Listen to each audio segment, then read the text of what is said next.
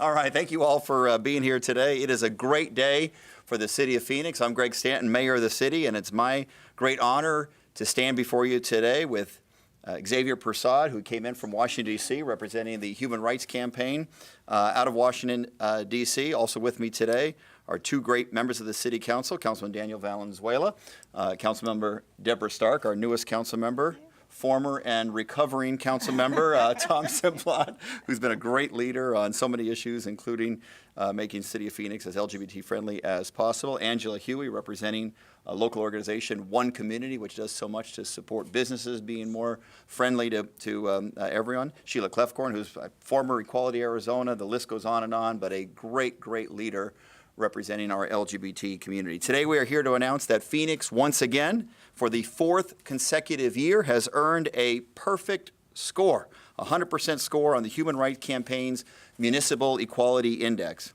The HRC's index looks at laws, policies, and services that cities provide and rates them on how inclusive they are for LGBTQ people who live and work in our city. Phoenix became the first city in Arizona to join this exclusive but growing group of cities with perfect scores when we passed our non-discrimination ordinance in 2012. We are so proud of that distinction, but I'm more proud that our community and my colleagues on the council have never rested on our laurels. The American idea is about creating a more perfect union, which means our work is far from finished. So we have to work hard to build on our success to make sure that we maintain that perfect score.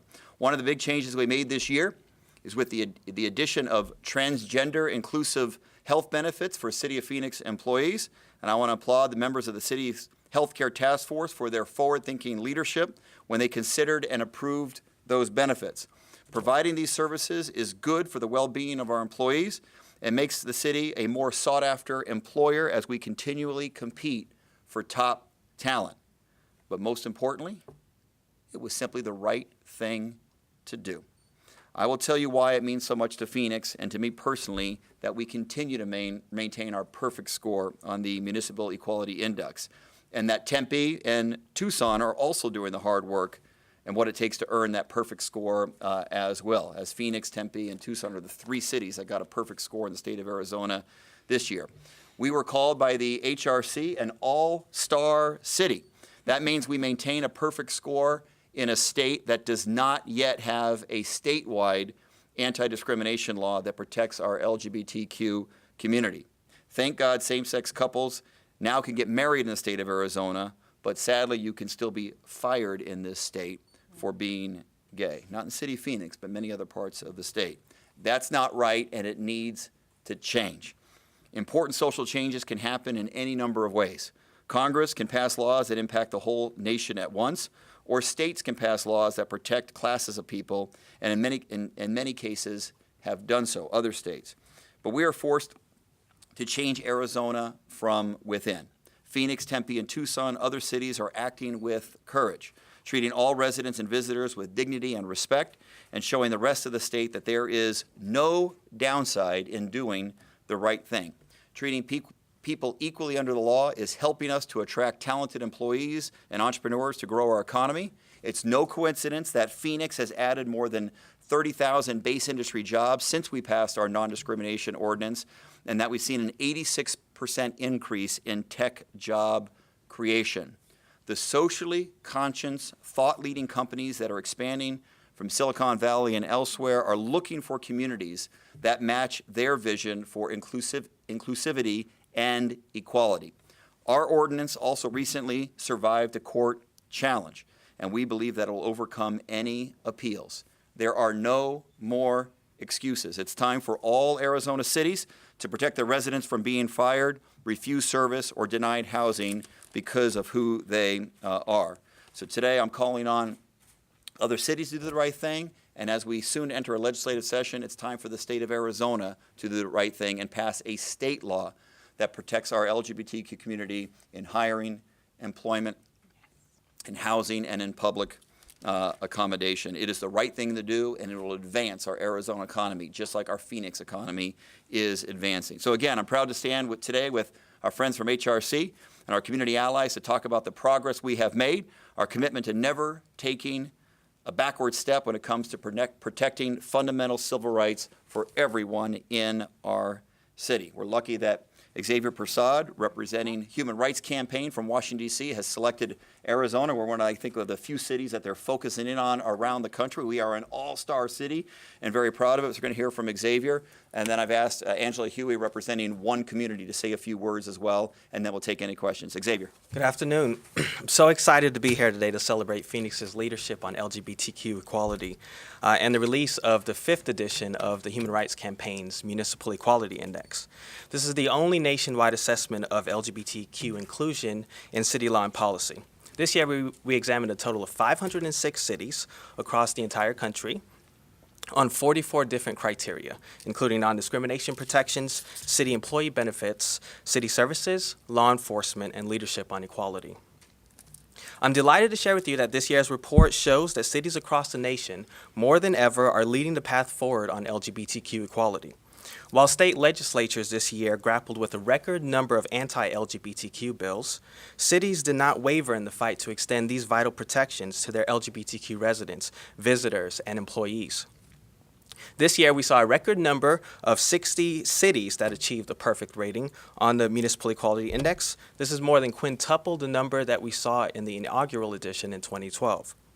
Additionally, progress on transgender equality was particularly notable this year, continuing a positive trend that we've tracked and encouraged since 2012.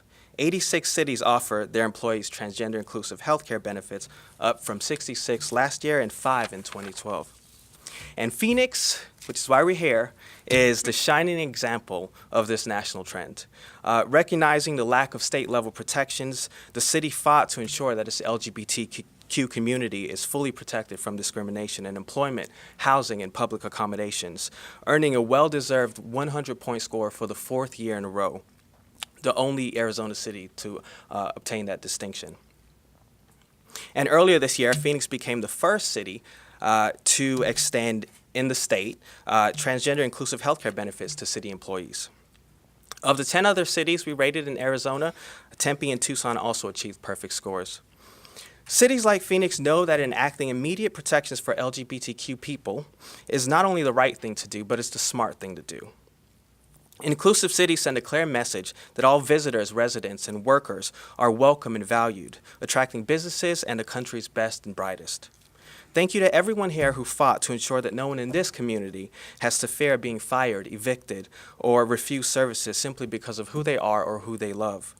Mayor Stanton, the City Council, former Councilman Tom Simplot, former HRC board member Sheila Clefcorn, current board member Dr. Bobby Lancaster, and our incredible partners at Equality Arizona. And congratulations again for being a shining example to other cities in this great state and across the country.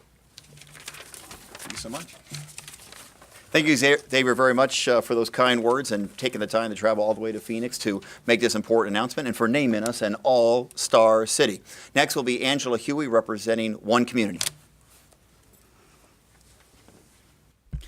Thank you, Mayor.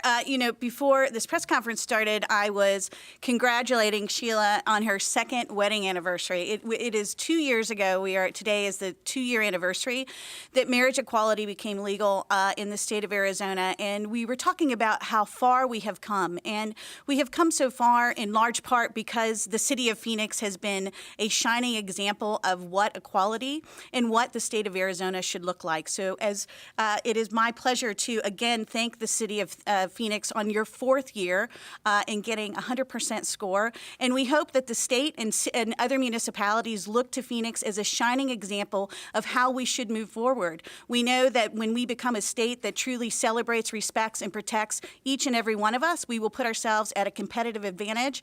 Mayor, I couldn't help but notice the amazing statistics that you just talked about from an economic development standpoint and an attraction and retention of top talent standpoint. So from a One Community standpoint, we've always said that doing what's right and protecting all of our great citizens in the state of Arizona is not just the right thing to do, but it is good for business and good for the business of Arizona. And we certainly hope that municipalities that are in the Metro Phoenix area take heed to Phoenix's lead, and we hope that the state does the same thing and updates our current non-discrimination policies to protect each and every one of us. Thank you. you should do all you can to be supportive of equality. It's benefited the city of Phoenix. Look, it was very, as Councilman Simplot, who was there, Councilman Valenzuela as well, when we passed our non-discrimination order, it was controversial. We had a long meeting and a lot of strong opinions on both sides. It's not controversial now.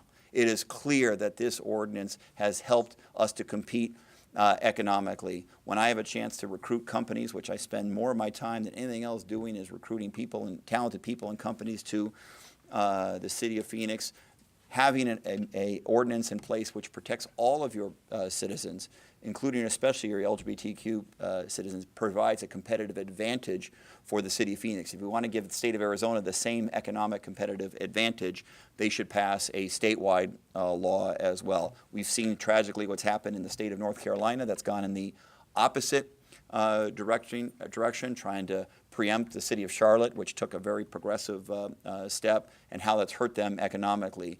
Companies making a decision not to invest in that state, major sporting events being pulled out of the state because these entities don't want to be associated with divisiveness or hatred, and we don't want that to happen here in the state of Arizona. So the state of Arizona should do the right thing. In terms of initiative, I won't let anybody speak for them themselves. I think the first focus is get on a bipartisan way.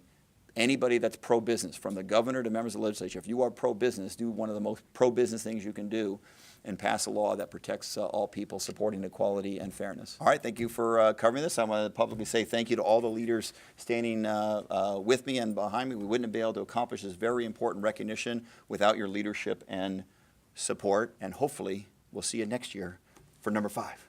All right, good. Thanks so much.